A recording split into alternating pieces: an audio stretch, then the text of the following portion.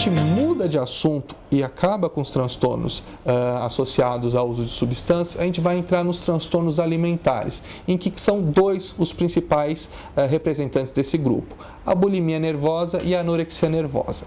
A bulimia é aquela transtorno que vai acometer os pacientes que vão ingerir quantidade de alimentos e depois utilizar de métodos purgativos. O que quer dizer métodos purgativos? São métodos que vão tentar fazer com que o paciente elimine aquelas calorias ingeridas, seja na forma de vômito, seja na forma de uso de medicações para aumentar o trânsito intestinal, né? Que podem ser vários, diuréticos, atividades físicas excessivas, e fazendo que o paciente entre sempre nesse ciclo, se alimente e depois acabe tentando se livrar daquelas calorias, e isso gera riscos para a saúde, tanto física quanto emocional dos pacientes. A anorexia nervosa já é um transtorno em que existe uma quantidade cada vez menor de calorias ingeridas, onde a pessoa, né, vai abaixando o seu IMC, que é aquele número que a gente usa dividindo o peso pela altura ao quadrado. Aquele número vai baixando, a pessoa vai entrando em níveis de desnutrição, e esses níveis de desnutrição podem se tornar bastante graves, podem trazer amenorreia para a mulher para de menstruar, pode ter perdas ósseas, osteoporose, pode ter perda de cabelos, isso tudo com outras consequências bastante graves. Dependendo da necessidade de intervenção, a gente pode ter até problemas cardíacos com risco de parada cardiorrespiratória, dependendo da gravidade do quadro. São pessoas que têm uma dismorfia da imagem corporal. O que quer dizer isso? Muitas vezes as pessoas que desse mal sofrem, elas percebem o seu corpo distorcido, ou seja, podem estar muito magras e se percebem gordas. Ou seja, essas pessoas acabam vendo o seu corpo de uma maneira totalmente distorcida. Então, aquele familiar olha, se preocupa, tenta fazer com que o paciente consiga enxergar de outra forma, mas aquilo é mais forte do que ele. Então, isso também vai ser abordado de uma maneira mais detalhada na aula de transtornos alimentares.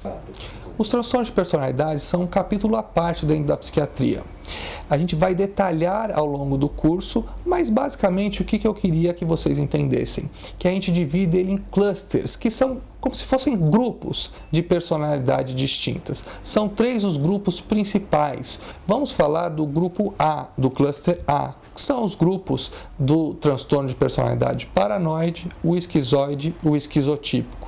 Basicamente dando uma linha geral. O paranoide é aquela pessoa mais desconfiada, o esquizoide é aquela pessoa um pouco mais isolada, com pouco contato social, não por conta de timidez, e o esquizotípico é aquela pessoa mais excêntrica.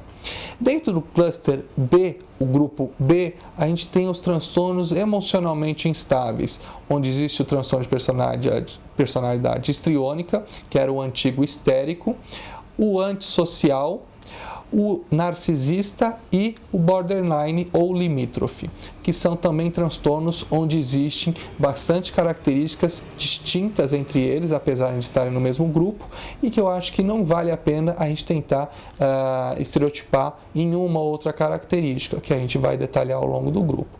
E o cluster C, que são dos transtornos ansiosos, que também tem suas características bastante pertinentes e vão ser abordadas em detalhes ao longo de todo o nosso curso.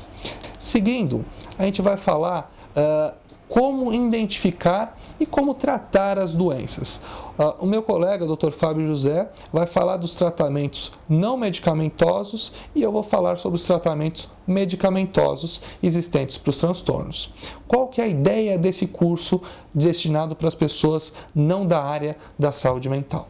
Ele é destinado para você tentar entender melhor o que acontece, como a gente diagnostica, como a gente entende a evolução desses tratamentos, quais seriam os tratamentos que estão baseados em evidências científicas e que podem produzir uma melhora na qualidade de vida desses pacientes. Esse curso não se destina a substituir de forma alguma uma consulta, mas de um caráter meramente informativo, para a gente poder dar alicerce para os familiares e os pacientes entenderem melhor aquilo que eles estão sofrendo e como vai ser conduzido o tratamento do ponto de vista médico. Espero que vocês tenham um excelente curso, a gente está realizando isso com bastante carinho e qualquer dúvida que vocês tiverem, a gente fica à disposição para esclarecer tudo que for possível, tá bom? Muito obrigado, vejo vocês ao longo do curso.